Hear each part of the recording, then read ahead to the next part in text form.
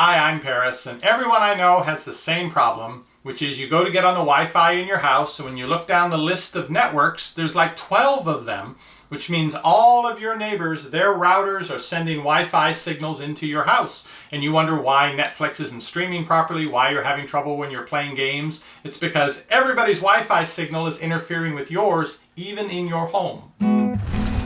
EpicReviewGuys. The traditional solution to this is to go out and get a bigger router, something more powerful, so that in your house you'll have great signal, irregardless of the fact that you're now blowing the Wi-Fi signal out of the homes around you. And then they'll go get a bigger router, and so it goes. Well, I like the solution offered by this brand new Linksys router.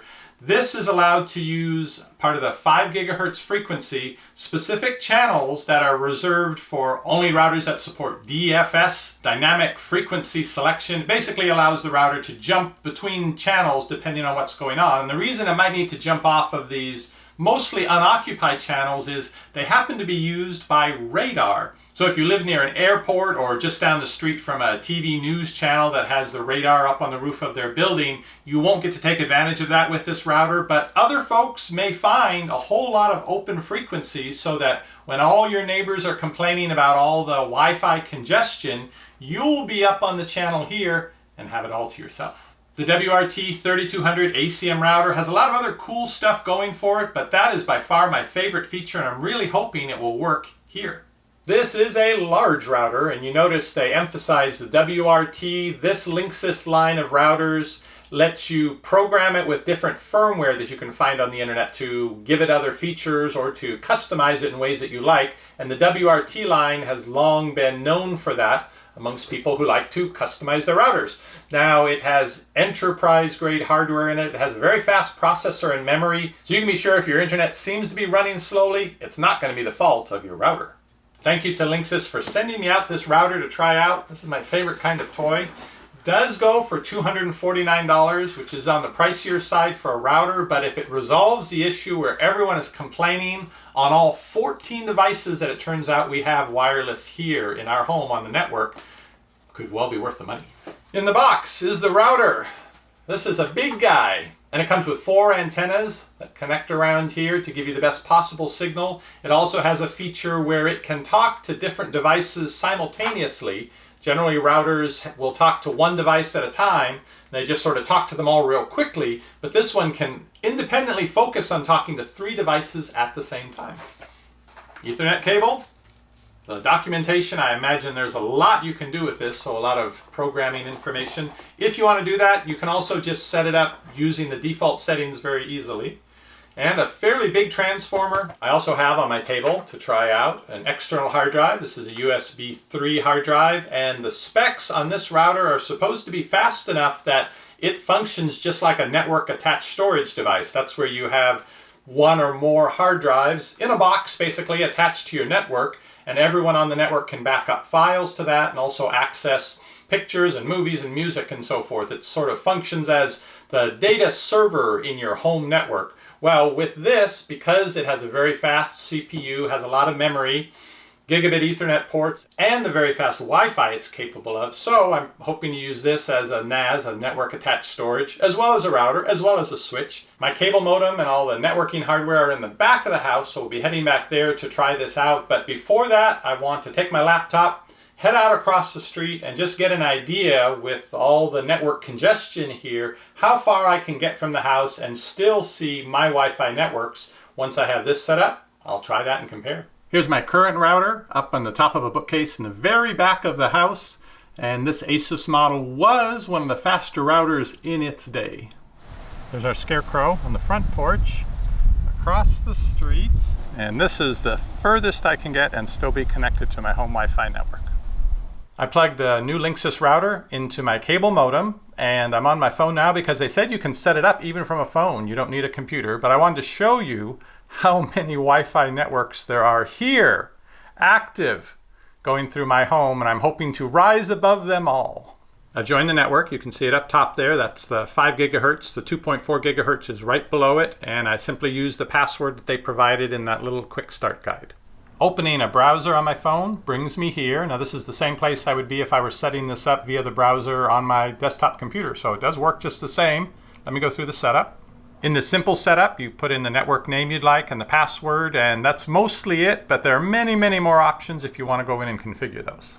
I can create a Linksys Smart Wi-Fi account now. This will allow me from any web browser, including on my phone, to go in and manage the router. So for example, if I'm out and the kids are watching a movie and the internet goes off to the TV because it's that time and they're in the middle of the movie and they call, please can't we have another 45 minutes?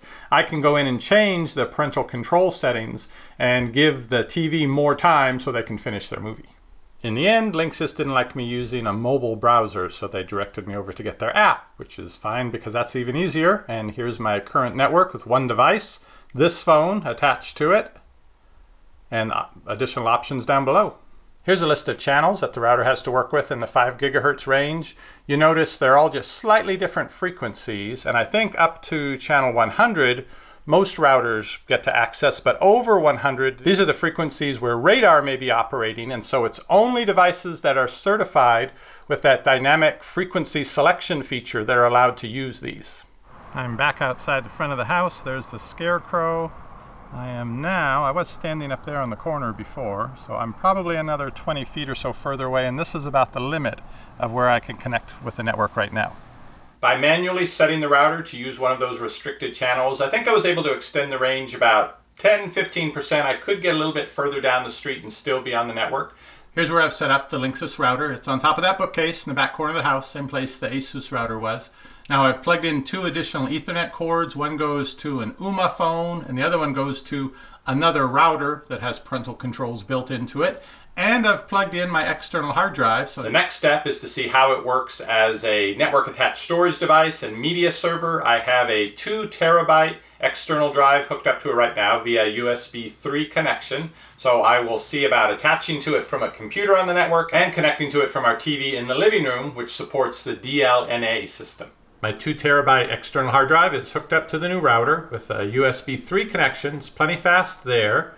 This is a little bit older Windows 8 computer. I couldn't get Windows 10. It would show me right here, radar range under the network, but when I tried to open it up, it told me I didn't have permission. I'll have to figure out what's going on with that. But it's working fine here. There's the Seagate backup drive. There's a variety of things. This folder, video shared and music shared. Those are the 2 that I created. And I have a couple video clips in here. I'm going to try to copy one over to the desktop and we'll see what kind of transfer speeds we get. This video file is about 0.5 gigabyte. We'll tell it to copy here.